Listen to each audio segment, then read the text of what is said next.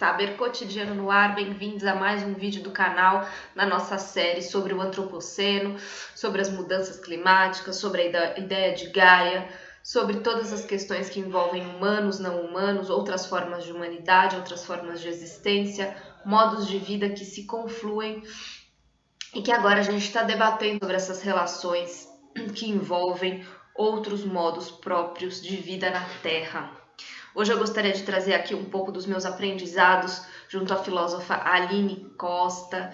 que tem trazido essa questão de uma maneira muito próxima à forma como a gente trabalha aqui no canal, ou seja, um debate que engloba ideias de humanos, não humanos, perspectivismo, a ciência, política e também a ideia de verdade, que ela articula muito bem, pensando justamente na ideia da verdade, da ciência, do pensamento científico, racional, contrapondo isso a outras formas de verdade e trazendo também a questão dos negacionismos. Bom, para começar, é importante a gente recapitular um pouco a visão que a gente traçou nos vídeos anteriores sobre a ideia de Gaia, a ideia de Terra, né? Não como algo cristalizado, nem algo extremamente racional ou algo, digamos assim, que tem uma força, né, mística, embora isso seja uma interpretação possível. A ideia de Terra e a ideia de Gaia, ela traz para a gente a importância da gente enxergar uma série de processos, uma série de situações, questões históricas que vão construindo, né, tudo que resulta hoje no que a gente tem como planeta Terra, ou seja, uma série de camadas, uma série de atos, eventos, situações que vão se compondo, que vão se colocando ali ao longo do tempo e que hoje, né, permite a gente enxergar essa Terra, enxergar Gaia de uma maneira muito específica, sofrendo questões, trazendo questões à tona que a gente precisa resolver e responder também se a gente quiser continuar vivo nesse planeta. Então, nesse sentido, a ideia de Terra, ela é uma espécie de estrutura na qual essas diferentes realidades se relacionam e elas se relacionam por meio de divergências, ou seja, não significa que todos estejam no mesmo pé de igualdade, de compreensão sobre o que seria, né, essa realidade ou o que seriam essas realidades. A Terra, então, ela tem a ver com diversas maneiras pelas quais nós e outros povos vivem e expressam o seu pertencimento neste mundo. E isso tem a ver com diferentes culturas, tem a ver com diferentes verdades, tem a ver com diferentes cosmogonias, tem a ver com diferentes construções teóricas, construções míticas, construções de conhecimento, né, epistemológicas a respeito da Terra. Isso também tem a ver com diferentes práticas. Então a gente não está só no nível do pensamento, a gente está no nível da praxis, a gente está no nível de atuação, né, de outros povos. Isso eu acredito que tem muito a ver com o que a Isabelle Stanger vai dizer sobre principalmente a proposição cosmopolítica. Quando a Isabelle Stanger fala em proposição cosmopolítica, ela não quer traçar um plano geral, ela não quer plasmar as diferentes visões, mas pelo contrário, ela traz à cena diversos sujeitos, diversos objetos que se relacionam, que trocam de posição, que se compõem mutuamente, aí inspirado em Latour, e que nunca podem ser vistos como algo cristalizado, algo pronto, né? Mas sim, essas relações, essas composições mútuas estão sempre abertas a surpresas, a novas criações, a descobertas. Trata-se então um campo de construção, é quase um construtivismo mesmo, mas não um construtivismo plenamente social, mas um construtivismo no sentido de abertura aos acontecimentos, abertura aí aos fluxos e às novas composições que podem ser possíveis. né? E quando a gente então discute o que é a Terra dentro dessa visão de cosmopolítica, né, a gente está sim se referindo a essas questões todas, né, que a Terra está em aberto, que a Terra não está plasmada, a Terra tem sim um processo histórico de sedimentação de camadas, mas isso não está cristalizado, isso está aberto, né, a uma série de composições que se dão e que continuam ocorrendo até hoje, e algumas a gente sabe que vão dar ruim e outras a gente sabe que podem dar bom. Então, o que a gente percebe dentro dessa ideia de Gaia, de Terra, é que, de fato, é uma entidade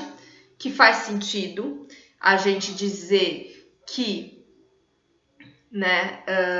tem um peso, tem uma importância, tem toda a questão, digamos assim, ambiental, mas isso são menções construídas, né, por um certo discurso, por um certo momento histórico, por uma certa quantidade de pessoas que pensam desta forma,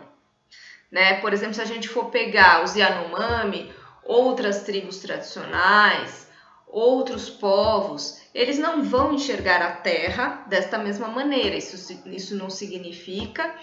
que eles também não estejam vivendo as consequências daquilo que nós, ocidentais, nomeamos sobre o que está acontecendo com a Terra. Eles também se preocupam com essas mudanças, mas eles se preocupam de outras formas, né? Isso não significa que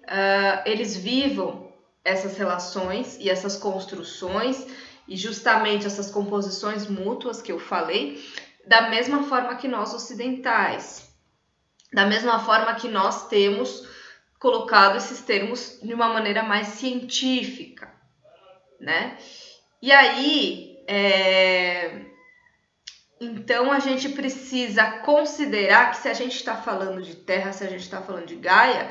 a gente não pode simplesmente partir só desse ponto de vista científico ocidental, né? Existem diretrizes, existe a ONU, existem uma série de protocolos, tudo bem, né? Mas os povos da floresta, eles não dialogam necessariamente com essas referências, né? E se a gente precisa viver em conjunto, se a gente precisa encontrar uma solução comum para o problema da Terra, para essas questões, a gente precisa, claro, levá-los em consideração e respeitar a sua forma de enxergar essas composições e englobar isso num caldo comum, né? Para a gente partilhar a partir daí possíveis soluções, né? Então, não há uma visão cristalizada e única de todos os povos do mundo sobre o que seja a Terra. Não há essa noção universal e, muito pelo contrário, essa visão é segmentada. Uma noção universal, ela leva a supor que existe apenas um registro, né, de leitura dessa questão e não há, né? A gente precisa, de fato, construir, a gente precisa, de fato, no encontro com as diferenças constituintes dos povos do mundo, a gente precisa construir uma ideia de comunalidade a partir da qual, né, dentro dessa perspectiva da cosmopolítica, haja trocas, haja composições mútuas e a gente aprenda a lidar com a verdade dos outros, né? Ou seja, a cosmopolítica entra aí para mostrar que o mundo ele pode ser várias coisas e a gente pode pensar na coexistência de diferentes visões e compreensões de mundo, né? Mas muito cuidado aí, sem colocar nós humanos como os únicos agentes efetivos na história, porque se a gente for pegar essas outras cosmovisões, a gente percebe que de fato estão em jogo não só animais, vegetais, minerais, espíritos, antepassados. A gente percebe como existem outros elementos de composição que não estão sendo considerados. E a ciência, obviamente, vai ignorar isso e vai se colocar como a única visão legítima. Só que aí, ao fazer isso, ela joga fora todas essas referências e acaba excluindo, né, essas outras maneiras divergentes de compreensão do mundo. Ela não coloca,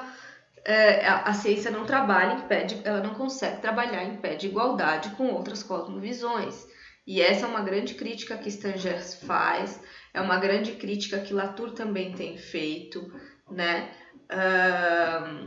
Que é justamente essa reivindicação de privilégio da ciência no sentido de constituição de uma verdade, né? Isso é muito sério e isso dá margem para a gente pensar milhares de questões relacionadas, inclusive, ao negacionismo científico, tema que eu vou abordar no próximo vídeo.